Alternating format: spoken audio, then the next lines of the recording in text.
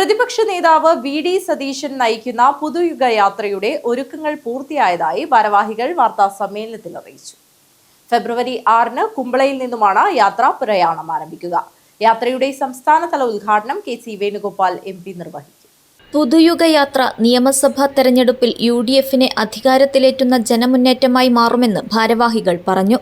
യാത്രയുടെ സംസ്ഥാനതല ഉദ്ഘാടനം 6-ന് വൈകുന്നേരം 4 മണിക്ക് കുമ്പളയിൽ AICC സംഘടനാ ചുമതലയുള്ള general secretary K C. Venugopal MP നിർവഹിക്കും. UDF-ന്റെ സംസ്ഥാനത്തെ പ്രമുഖരായ നേതാക്കൾ ചടങ്ങിൽ സംബന്ധിക്കും. 7 മണിക്ക് കാസർഗോട്ട് ജാഥയ്ക്ക് സ്വീകരണം നൽകും. ഫെബ്രുവരി 7-ന് രാവിലെ 10 മണിക്ക് ഉദുമ ടൗണിലും 11 മണിക്ക് കാഞ്ഞങ്ങാടും 12 മണിക്ക് തൃക്കരിപ്പൂരിലും യാത്രയുടെ സ്വീകരണ പൊതുസമ്മേളനങ്ങൾ നടക്കുമെന്നും ഭാരവാഹികൾ കൂട്ടിച്ചേർത്തു. കേരളത്തിൽ ഒരു ഭരണവിരുദ്ധ വികാരം നിൽക്കുന്നുണ്ട്. ആ ഭരണവിരുദ്ധ വികാരം ജനങ്ങളുടെ വികാരം ആവാഹിച്ചെടുക്കാൻ, ക്രോഡീകരിക്കാനാണ് ശ്രീ സതീശൻ്റെ നേതൃത്വത്തിൽ ഈ യാത്ര ആരംഭിക്കുന്നത്. ഈ യാത്ര ഒരു ഗംഭീര വിജയമാക്കാൻ എല്ലാ ജനാധിപത്യ വിശ്വാസികളും സഹകരിക്കണം.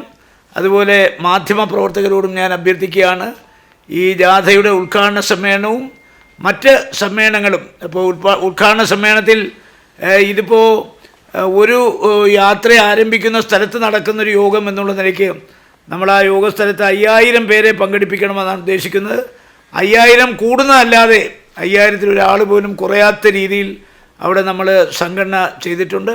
അപ്പോൾ ഇതിൻ്റെ സംഘാടകർ പല വഴിക്ക് KPCC ഭാരവാഹികളും DCC ഭാരവാഹികളും UDF-ൻ്റെ നേതാക്കന്മാർ, മുസ്ലിം ലീഗിൻ്റെ എല്ലാ നേതാക്കന്മാരും പല വഴിക്ക് സഞ്ചരിച്ച് ഈ പരിപാടി വിജയിപ്പിക്കാനുള്ള ശ്രമങ്ങൾ നടത്തിക്കൊണ്ടിരിക്കുകയാണ്. ആ ശ്രമം അക്ഷരം പ്രതി പൂർണ്ണതയിലെത്തുമെന്നുള്ള കാര്യത്തിൽ ഞങ്ങൾക്ക് ഉത്തമ ബോധ്യമുണ്ട്. അതുകൊണ്ട് കേരളത്തിലെ ജനങ്ങൾ ആഗ്രഹിക്കുന്ന ഒരു ഭരണമാറ്റം ഉണ്ടാക്കിയെടുക്കാൻ എല്ലാവരും സഹകരിക്കണമെന്നാണ് ഞങ്ങൾക്ക് അഭ്യർത്ഥിക്കാനുള്ളത്. സംഘാടക സമിതി മുഖ്യ രക്ഷാധികാരി രാജ്മോഹൻ ഉണ്ണിത്താൻ MP, UDF ജില്ലാ chairman Kallatra Mahin Haji, DCC president PK Faisal, UDF convener A Govindan Nair, secretary advocate A Govindan Nair എന്നിവർ വാർത്താസമ്മേളനത്തിൽ പങ്കെടുത്തു. News bureau, Kasaragod.